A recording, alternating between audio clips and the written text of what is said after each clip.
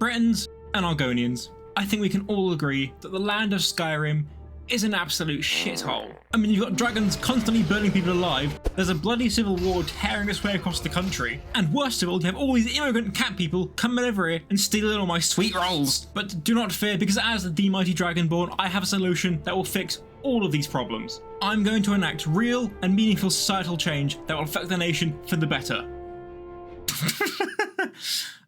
Even in a fantasy game that's too unrealistic. No, what I'm going to do is scour the land of Skyrim to find the most miserable, the most downtrodden, the most pathetic milk drinkers, and one of these lucky contestants will win a grand prize that will solve all of their problems. A hug from yours truly, the incredibly humble Dragonborn. Each of the 9 holds will have 3 potential candidates, and from those, one will be picked as that hold's champion.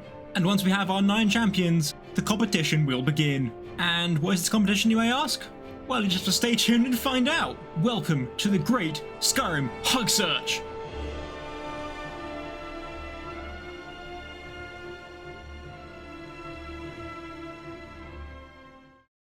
We begin our search in the great city of Edoras. Whiterun. And our first candidate is in fact right in front of you as you walk into the city gates, the blacksmith Adrian Avanici.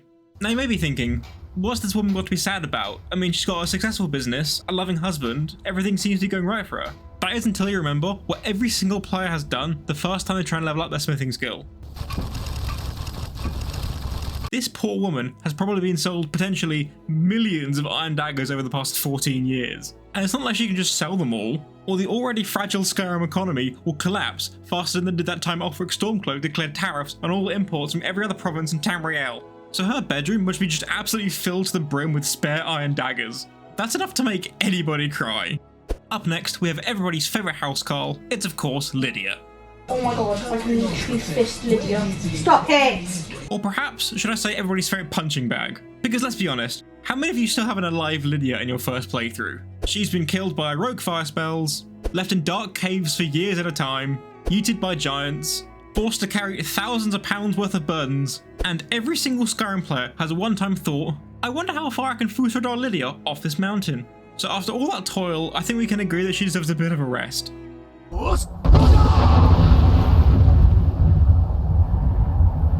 Finally, the Whiterun hold is Ralof. However, it may not be for the reason that you think. You see, in 2019 my brother bought me a cushion with the "You're finally awake" meme on it for Christmas. I'm sure it was bought as a little fun joke and he thought the cushion would probably just end up sitting in my wardrobe for the next few years. But oh, how wrong he was. When I got a new PC chair later that next year, I found the seat really uncomfortable to sit on, so I grabbed the comedy Ralof cushion and sat on that instead. So for the past 6 years, I've been sitting on Ralof's face almost every single day. This poor bastard has had my booty cheeks smushed into his being for over 2,000 days, inhaling every single fart with no chance of relief. So just for that, this man is well within his rights for an apology hug from me. But who from Whiterun most deserves this prestigious opportunity? It's a close call, but I'm going to give it to Lydia. She has suffered more than a decade of abuse from millions of people around the world, and I think we all owe her for carrying us through our first Skyrim adventures. Oh wait, crap, I forgot about Nazeem! Do you get to the Cloud District very often? Oh, what am I saying? Of course you don't. Let's now head over to the southeast of Skyrim and to the city of Riften, a city riddled with crime and corruption. Surely, there must be some weary souls here in need of affection. Well, if we head over to the marketplace, we have our first candidate, the Dark Elf, Bran Shay. He's a trader who has unfortunately made himself an enemy of Riften's Thieves Guild. And during the quest, A Chance Arrangement, you are tasked with framing him for the theft of the fellow merchant Medesi's ring. All this guy is trying to do is stand up to scammers and organised crime, and you put him in a prison cell for your own selfish gain. So that definitely makes him a hug candidate in my eyes. Up next for Riften is Svana Farshield, a barmaid working at Helga's bunkhouse. Svana was taken in by her aunt Helga after the death of her parents. However, Helga basically treats her like a slave and forces her to work day in and day out. And not only that, she's both sexually harassed and even sexually assaulted by the sleazy patrons of the bunkhouse. Hey Savannah, I hear you like dark elves. Perhaps I could show you what a real dark elf can do to you. You're an animal, Tithus. Keep away from me. Ah, so my reputation as a lover precedes me. Care to reconsider? You're disgusting. Don't you even think of laying a finger on me, or I'll cut off something you can't live without. If you don't know what Helga's bunkhouse is, then how do I explain this delicately? It's a brothel basically. Helga sleeps with various different men, supposedly to spread the teachings of the goddess of love, Dibella. So not only does Sivana have to deal with being assaulted and degraded on a daily basis, she also has to lay awake at night listening to her aunt banging random dudes. Jesus Christ. And finally for Iftin we have Constance Michelle, a nanny at the Honor Hall orphanage. Much like Sivana, Constance lives in constant fear due to her harsh boss. In her case, it's the orphanage's owner, Grelod the Kind. Constance spends her days being belittled by Grelod for the smallest things, while she does her very best to help the children and give them a better life. She's a kind and gentle soul who's just trying to make the best of a bad situation, and I think that deserves to be rewarded. Riften has had some really great candidates, but this one is going to Sivana Farshield. Heading over now to the opposite side of the country, we have the capital of Solitude, a proud city and the seat of imperial power in the region. And speaking of power, we have our first candidate, the Jarl of Solitude herself, Elisif the Fair. After her husband, High King Torrig, was killed by Ulfric Stormcloak, the title of Jarl was passed down to her. Despite her young age and inexperience, she's doing her best to try and please her people, and has plans to ascend to her rightful place as High Queen of Skyrim, despite the ongoing Stormcloak rebellion. I like Elisif because she's clearly someone trying to make something good out of a truly shitty situation and do the best she can for her people. There's a hell of a lot of weight on her shoulders, and I just want to give her some support. Our next candidate is one you certainly can't miss if you've ever visited Solitude, the former city guard, Rogvir. He's been accused of opening the city gates to allow Ulfric Stormcloak to escape after his killing of High King Torrig, and for that, he's publicly executed when he first visits Solitude. I honestly just feel sorry for the guy, like he was just doing his job and there was no way he could have known what happened between Ulfric and the king. They act like he personally held Torrig down and slid the knife in between his kingly butt cheeks. There is some debate on whether Rogvir was actually working with Ulfric to help enact his plan, but there is very little proof of this. Either way, Rogvir honestly does not deserve this fate, as he was just a normal guy doing the job he was paid to do. And lastly for Solitude, we have the blacksmith, Beyrand. Now, much like Adrian Avenici, you may be asking what a simple blacksmith has to be sad about. Well, Beyrand is currently creating the arms for the Imperial Legion, and seemingly, he's the only one as there are no other forges in the whole of Solitude. So not only is this one bloke making every single piece of armour and weaponry for an entire army, but he's also doing it without a smelter in his forge. Why doesn't he have one? There's a perfect spot for one right there, and it has frustrated me for years. He must be getting his metal bars delivered because otherwise he's seemingly fucked without being able to smelt his own. This amount of work being put onto one guy is almost certainly a workers' rights violation. For Solitude, this one is going to the rightful High Queen of Skyrim, Elisif the Fair. Heading to the other so-called capital of Skyrim, we have the ancient city of Windhelm. And dear god, this is an awful place. It's absolutely freezing and chock full of shitty racists. So basically, the UK if Reform wins the next general election. Oh and look, here comes Skyrim Nigel Farage as well. This place absolutely hates any non-Nords, and nowhere is that more evident than with our first candidate, Savaris Atheron. Upon your first entrance of the city, you'll witness a scene between the Dark Elf and two Nords. Savaris will be berated by these two fuckknuckles with the same sort of usual racist rhetoric you'd find at a Unite Our Kingdom rally. And this is nothing new as the Dark Elves living in Windhelm are forced into a slum known as the Great Quarter. But at least they're allowed inside the city, unlike the Argonians who are banned from entering. Talking with Savaris, you can learn more about this and how she faces constant harassment and dehumanization. Or would that be demurization? Who the fuck cares? She's getting put forward as a candidate to represent all the Dunmer living in Windhelm, who live on constant persecution and prejudice. Next up for Windhelm, we have everybody's favourite little skeleton stabber, Aventus Aretino. He escaped from Honor Hall Orphanage in Riften due to the mistreatment from Grelod the Kind, who we mentioned earlier in the video, and now has returned to his abandoned family home to contact the Dark Brotherhood and arrange for Grelod's murder. This kid has clearly been through a lot, as not only has he lost his mother, but then he gets sent to an orphanage where he gets abused by the spawn of Satan. So I honestly empathise a lot with the situation. Here's a question though. Where did he find this skeleton? Did he steal it from the Windhelm Cemetery, and where did he find this raw flesh as well? Is Aventus Aretino secretly the Butcher of Windhelm? If Ulfric is the Skyrim Nigel Farage, then Brunwulf Freerenter is the Skyrim Zach Polanski, a former war hero living in Windhelm who fights against the poor treatment of non-Nords by Ulfric Stormcloak. This guy's just awesome, and it's really cool to see some Nords actually pushing back against the ultra-nationalistic views of the rebellion, openly calling them small-minded bigots. If the Imperial Legion win the war, he actually gets made the new Jarl of Windhelm, which I think is a much brighter future for the city overall. Anybody who's willing to stand up for what's right and try and make the world a better place in the face of hatred deserves a nice hug in my mind. For the Windhelm champion, it's another close call, but I'm going to give it to Savaris Atheron. People face prejudice every day, and I wish I could just give them all a collective hug.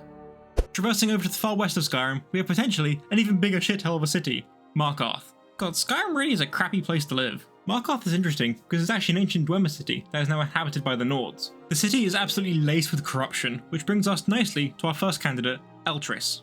When you first enter the city, you will see a lady called Margaret be stabbed by a man shouting about the Forsworn. Pendant would look lovely on my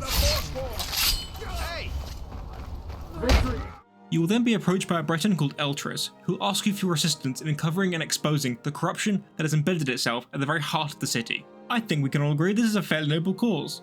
So I of course help him out and we do some investigating together of these so-called Forsworn. But what does he get for doing this, however? A knife in the back from the paid-off city guard, who don't want their corruption exposed. He also leaves behind his pregnant wife, which is extra tragic, just because he wanted to do some good and make his city safer. I think that's definitely worthy of a hug. Many of you who have ventured into Markarth before will also have encountered this fellow, Vigilant Tyrannus. He asks for your help in investigating a house that is supposedly used for Daedra worship. Once you get inside, then all sorts of freaky ass poltergeist shit starts happening, and the Daedric Prince Molag Bal will begin speaking to the both of you inside your heads, telling you to both kill the other. Tyrannus falls for this and tries to kill you. So unfortunately, you do have to end his life in self-defense. I honestly just feel super bad for the guys. All he was trying to do was get rid of some very real demons. And if you read the lore, you'll know that Molag Bal absolutely sucks. Like, so bad if I say it, I'll get demonetized bad. So I don't blame Tyrannus for his incredibly human reaction. I think a lot of people in this situation would choose what he did, because at our core, we are creatures of self-preservation. So I just want to let him know that it's okay and he's forgiven. And finally from Markarth, we head over to the Understone Keep to have a talk with Icanta. Along with his uncle Calselmo, he is a mage who is currently studying the Dwemer and building a museum with their discovered artifacts. However, it does seem like his uncle is far more invested in this pursuit than he is, as if you listen to their conversations, you can hear Icanta trying to get out of future excavations. Could I maybe skip the excavation, Uncle Calselmo? I just think you won't need me. Nonsense. You're a vital part of my research team. You'll be there, have no fear. Now, I don't want to hear another word of protest. Which makes me just think that maybe this guy wants something different out of his life, and this line of work might not even be his choice. I think I've come to find while making this video that I just feel bad for everybody and want everybody to be happy, even if they're fictional game NPCs. For Markarth, there is a clear winner for me. This one is going to Eltris. We now head in a southerly direction to the gorgeous lands of Falkreath, and whilst there, we must make a visit to the jail where we meet Sinding. Sinding has been convicted of murdering a young girl in the city and is waiting his death sentence. However, there is definitely more to this story than meets the eye. When you go and talk to him, he reveals that he's actually a werewolf, and he was cursed by the Daedric Prince Hircine with a ring that makes his transformations uncontrollable, which is why he killed that girl. You can then take this cursed ring from him, allowing him to escape and start the quest Ill-Met by Moonlight. He has tasked you with slaying a beautiful white stag in the nearby forest, which when killed should allow you to commune with Hircine. Once you do this, the Prince of the Hunt will then offer you a choice. Either kill Sinding or assist him in fending off the werewolf hunters trying to kill him. Sinding I see as a very tragic figure where I can understand the point of view from both sides. Yes, being a werewolf isn't his fault, and neither was the transformation that killed that young girl. But at the same time, if it was my family member who was killed, then I would also want revenge and slay this dangerous creature before another innocent life can be taken, whether it's really his fault or not. Even still, I think Sinding does deserve some sympathy, as does everybody who gets messed around by a Daedric Prince. The other morning, I was sitting out on my patio at Lakeview Manor, enjoying my goat's milk and wondering what life would throw at me today, until I noticed, oh shit, there's a lady down there. Yes, this nomination is an odd one, but it goes to the necromancer right next to your Hearthfire house. Because really, I invaded her space by building my massive house directly next to her workplace. Like, here she is just trying to raise a few skeletons because God forbid a woman have a hobby, and then I get all angry when she starts trying to attack me and my children. So you know what, mate? I'm sorry, you can have them. I hope they make great little undead minions. Whilst travelling the roads of Falkreath, you may come across a peculiar sight. A dog in Skyrim isn't anything noteworthy. However, one that talks certainly is. This is Barbas, who asks you for help in finding his lost master. Sounds simple enough. Until you find out his master is actually the Daedric Prince Clavicus Vile. Right, this may be more difficult than I first imagined. But there should be no worries. Just murder a few Daedric worshippers and we'll be okay. An easy day in the life of the Dragonborn. Ooh, shiny axe. I wonder if I get to keep this. I suppose I could be persuaded to let you keep it. But only if you use the axe to kill Barbas. Simple as that. Whoa, whoa, whoa, whoa. Look, my morals are pretty easily bought. I would happily bump off a peasant or an emperor, or hell, I would even lodge this axe into Braid's head free of charge. But nobody makes me hurt a good boy. So kindly, Mr. Vile, off you fuck. Every dog deserves a hug, but especially a talking one. For Falkreath, there's an easy answer for me. This one's going to Barbas. let us retreat back up north to the swamplands of Morthal. And when we arrive, we can come across a pretty grim sight. A house in the city has been completely burned down to the ground. This house used to belong to Hrogar, alongside his wife and child. However, they both perished in the fire. But strangely, Hrogar then moved in with his new lover Alva the very next day, and doesn't even appear fazed by the death of his family in the slightest. Something here doesn't seem right. Investigating the remains of the house at night, you can meet Helgi, the ghost of Hrogar's deceased daughter, and she tells you to come find where she's buried. When you do, however, you are ambushed by a vampire named Leylette and are forced to kill her. A Nord called Thonne then arrives, claiming that Leylette is his missing wife who he thought left to join the Stormcloak Rebellion. Helgi then reveals that it was actually Leylette who started the fire, but interestingly, she started it unwillingly, and also seemed to be spending a large amount of time with Alva before she mysteriously left. All signs point to Alva being the culprit behind all of this, and your suspicions are confirmed when you break into her house and confirm that she is in fact a vampire, who had taken both Hrogar and Leylette as her thralls, and is part of a bigger plan by some nearby master vampires to enslave the whole of Morthal. Thonne is then an absolute badass and comes with you to help put a stop to the vampire threat. This quest is very tragic and is absolutely full of innocent victims, but the two I want to nominate for Morthal are Hrogar, who loses both his wife and daughter before being made a vampire's slave, and Thonne, who effectively loses his wife twice. Once when he thinks she runs away, and then again when she's killed by the player. They both deserve massive amounts of sympathy for what they've been through. And finally for Morthal, if you're journeying in the far west of the Hold, you may come across a dog in the middle of the road. After having your Clavicus Val flashbacks, the dog named Miko will lead you to his nearby shack, which contains the deceased body of his former owner. Reading the owner's journal, he has died from an illness, leaving Miko now all alone. So of course, I take Miko with me to go delving into Draugr-infested dungeons and most likely perish in an incredibly painful way, because I am a responsible dog owner. But he's still very cute, and I just want him to live a happy life with a new loving owner, who probably isn't me. It's a tricky one for Morthal because there are a lot of sad fuckers, but in the end, I've got to go for Thonne here. As even after I killed his wife, he still followed me into battle against the Master Vampires. That man is definitely going into Sovngarde one day. Just a short way from Morthal, we come to the coastal city of Dawnstar. If you ever chat with any of the residents, there is one consistent thing you'll hear: constant nightmares. Speaking to a local priest of Mara named Eranda, it seems that the source of these nightmares is a nearby ruin that used to house priests of the Daedric Prince Vermina. These Daedric princes really need to get some new hobbies, rather than just constantly fucking with people. Like, can't Hamaris Moro start a book club for them or something? Anyway, following Eranda up to the temple, you discover that he himself in fact used to be a priest of Vermina, and that the cause of the nightmares is the mysterious Skull of Corruption. You learn a lot about Eranda during this quest, as you actually get to see through his eyes during this weird ass drug trip sequence. I've done this line like 6 times. I can't say the words drug trip sequence section. Fuck. So there we go. Have it. Fuckers. You see how when orcs invaded the temple, he abandoned the rest of the priests to save his own life. You might think this makes him an absolute shithead then, as a guy who became a priest of Mara just to save his own skin. But the quest actually brilliantly uses this thought against you at the end. When Eranda is destroying the Skull of Corruption, you hear Vermina's voice in your head telling you to kill Eranda as he's going to betray you. Very similar to what Molag Bal did back in Markarth. But if you ignore the prince's orders, Eranda does actually destroy the skull and turns the temple into a place of worship for Mara. Eranda genuinely seems like a guy who regrets his past deeds and is putting in the effort to make it right again, which I can only respect. If we head back to the Dawnstar docks, we can find a ship called the Sea Squall. It is led by Captain Wayfinder. However, seemingly his crew do not respect him at all despite his best efforts. As it turns out, the captain is still very young and actually inherited the boat from his mother when she passed away. So he's kind of like a nepo captain. I like him though, as he's really trying his best to get along with his crew and help them enjoy their work. He tasks you with retrieving a valuable case of void salts that his crew managed to lose in a cave. There's a few possible locations these could spawn, however, one of them is at the end of a Nordic tomb filled with Draugr, ghosts, and perilous drops. How in the bloody hell did these incompetent sailors even get there in the first place? Were they just so drunk that the Draugr couldn't be asked dealing with them? Like when a smackhead tries talking to you at the bus stop, so you just politely smile and nod, hoping they don't get stabbed? Anyway, this guy's just doing his best, and as you can probably tell at this point in the video, I have a real soft spot for people trying to do their best in shady situations. We end our time in the Pale at Frostflow Lighthouse, and any of you who have explored this place before probably know the horrors I'm about to showcase. As you enter the old lighthouse, you are immediately met with the sign that something truly awful happened here, as you see the body of a woman with an axe in her chest. A Folmer axe. You also see the body of a Charis and hear a faint clicking noise, suggesting that more of them are still nearby. Exploring more of the lighthouse, you can find multiple journals which piece the story together. A Red Guard couple called Habd and Romati had always dreamed of owning this lighthouse, and finally they were able to buy it and move in with their 2 adult children, Sudi and Manny. Whilst the parents loved it there, Sudi and Manny did not, complaining about the cold and the weird scratching sounds coming from the cellar at night.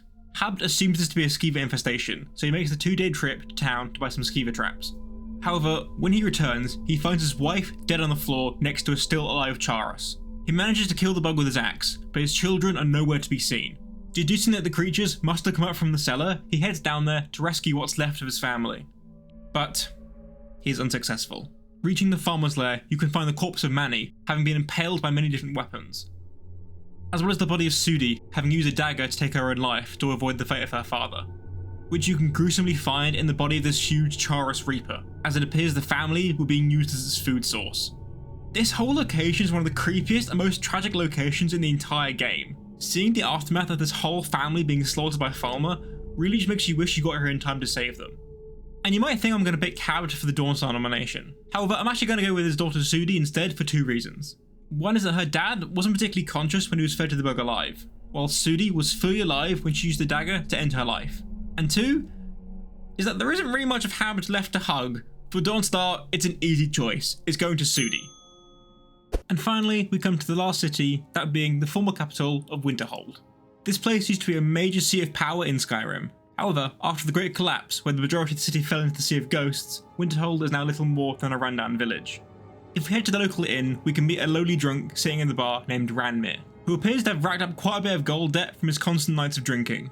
After helping him pay this off, we can learn a bit more about what led to him being in this state. As it turns out, Ranmir was once in love with a girl called Isabel. However, one day, she disappeared, leaving him alone and in a constant state of despair. Asking around his family, you can discover that Isabel got herself involved with the Thieves Guild down in Riften, and most likely ran off with them. Having a chat with Vex in the Ragged Flagon, we will reveal that Isabel actually did love Ranmir, and she had contacted the Thieves Guild to find a way to solve their financial troubles, so they could live happily together. However, Isabel was clearly way too over her head, as you can find her dead in a cave near Winterhold, most likely killed by the necromancers living there whilst trying to steal something valuable from them. Returning to Ranmir with her last note, he is distraught to find that his love is actually dead. He will thank you, and then leave Winterhold forever. This is just such a tragic story, which is a phrase I feel like I've repeated like 6 times already in this video, but Jesus, this game has some depressing quests. But poor Ranmir, man. Thought the love of his life had left him, but turns out she just died trying to give them both a better life. If you know Winterhold for anything, it's the Mages College, a place of arcane study and power. And at the head of this college is Savos Aren, the Archmage. And during the main college questline, you learn one thing about Savos. He is incompetent. Like a lot of other poorly written Bethesda characters, Savos is just kind of an idiot who gets easily manipulated by the Thalmor agent Arcano and then blown up by a big magic sphere. So he gets a hug nomination because he's kind of like a dumb puppy. And finally, for Winterhold, we have this bloke. So what's his deal? A tragic backstory? A tale of love, loss and desperation? Nope, he just has a silly name. Anybody called Kai Wet Pommel was definitely bullied in school, so he really needs some love and care. Winterhold is really tiny, okay? So I had to scrape the bottom of the barrel on UESP to find anybody worth talking about. Sue me. Clearly, the champion for Winterhold is going to be Ranmir. Well, there it is, folks. We have our 9 champions, one from each of Skyrim's holds. And really, what I think I've learned from this experience is I've been looking for you. Got something I'm supposed to deliver. Your hands only. Let's see here. Looks like that's it. Got to go. Ah shit, sorry mate, forgot about you. That's right, there are actually many characters in Skyrim who are not specific to one particular hold, and I wanted to give them a chance to win the almighty prize as well. So first up, our player horses, who, much like Lydia, just get utterly abused and mistreated by every single person who's played Skyrim. Whether this is a horse you bought from a stable, Shadowmere, Frost, or one you just nicked, cause fuck it. It doesn't matter. Every single Skyrim player has flung at least one horse off a cliff just to see what happens. And every single player has then tried to ride their horse back up a sheer cliff face to surprising success most of the time, to be honest. These brave equines have taken us to dungeons, fought dragons with us, and especially fast players who don't like using fast travel, been our trusted companions on these long journeys across the province. And I think they deserve our undying respect. Another unsung hero of the Skyrim tundras are the couriers. These brave boys travel the country and throw themselves into all sorts of dangerous situations just to do their job. And what's even more impressive is that they're doing all of this on foot. Like wow, they couldn't even afford one horse between them? Actually, think about that for a second. Who do these guys work for? Is this some kind of Skyrim Couriers Guild, or are they all self-employed?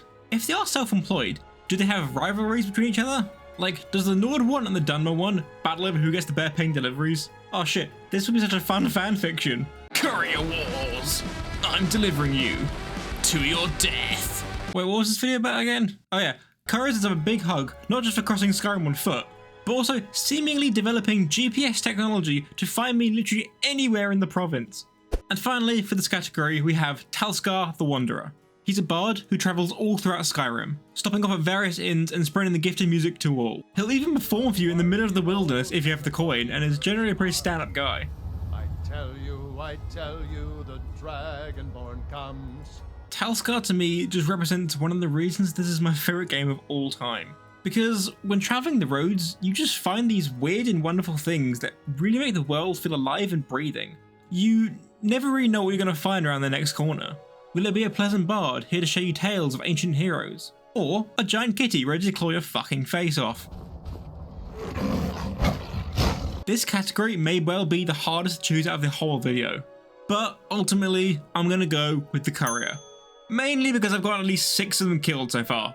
Bosmers and Altmers, we now have our 10 champions from the Great Skyrim Hug Search. And about now, you may be asking yourself, what is this grand competition going to be? Do they each write a romantic ballad to prove their mastery over love? Do they see who can perform the most charitable acts in 24 hours like some sort of Tamriel Mr. Beast? Just, you know, without all the workplace harassment. No, this contest must be decided in the only way that any contest about love can truly be decided. They're all gonna beat each other to death. Okay, let's meet our contestants!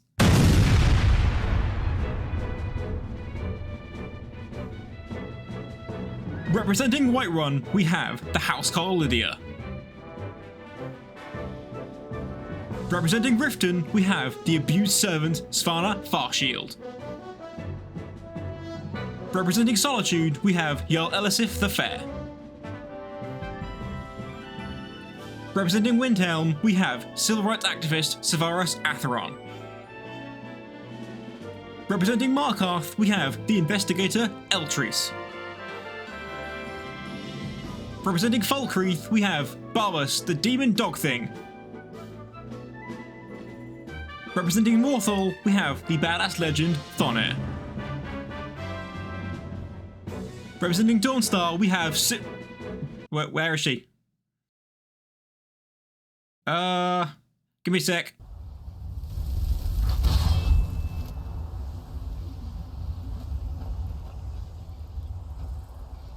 Representing Dawnstar, we have Sudi. Sort of. Representing Winterhold, we have the drunk bastard Ranmir. And finally, representing wherever the fuck, we have the reliable courier. Before we start, is there anybody you think I've missed? Make sure to let me know in the comments down below. When the battle commences, there will be no allies, there will be no surrenders, and there will be no mercy. Whoever is the last standing survivor will win the ultimate prize. Let's now head down to our commentary team, aka me again. Redguards and Khajiit. Welcome everybody to the finale of the great 2025 Skyrim Hug Search. As you can see, all our glorious competitors are here, they're all lined up, and they're ready to fight for that hug. I'd like to point out, I genuinely do not know who's about to win. I'm recording this live, so this is entertaining for me as it is for you. Without further ado, let's bloody do this. We press TCAI, TM, and ladies and gentlemen, and people of all ages and colours and creeds and whatever, let the battle begin. Oh, it's a flat, everyone's a oh, Miko, Barbas is going after Thonir. Oh, Lydia's going slashing with that sword. Me and Ranmir is chasing after the courier. The courier played not put up much of a fight. Oh, there's a massive battle. Oh, someone's already fallen. Who is it? Oh, multiple fallen players. Dead bandit, ignore those. Thonir's down. Oh no! Eltris is down. Looks like the guards got him good. Oh, Severus is on her knees. Lydia's going over to join the fight over here. And Ranmir appears to be stuck after killing the courier. Oh, and Sumi is down as well. No, Barbas is down. What's going on over here? Oh, Savannah is on her knees. Oh, that suplex. Bloody hell. Brock Lesnar, Joel Elisif. Oh, and Lydia has cleaned house. Let's see. I should put Sumi over it. It's Elisif versus Lydia. Oh, and Savannah's still going strong. Come on. Who's going to win? A punch versus a sword. I'm not betting on Elisif here. I think Lydia's going to take this. Unless Savannah can get the sneaky... Ah, and she's dead. Okay, Savannah, come on. You got this. Underdog. Come on. Come on, you can do this. You cannot. Ladies and gentlemen, and people of all types, Lydia the Housecarl is the winner of the Great Skyrim Hug Search 2025. Let's all give a round of applause to our favourite Housecarl. Slightly cheating the fact that she was the only person in here with actual armour and actual combat training, but all these bodies in her wake. I can't think of anyone more deserving. We will love Lydia. Now, it's time for our prize. Well, Lydia, you have proven that out of all the depressing souls in Skyrim, you are the saddest of them all. And so, as the Dragonborn, I would like to commend you on your victory and give you your very well deserved prize.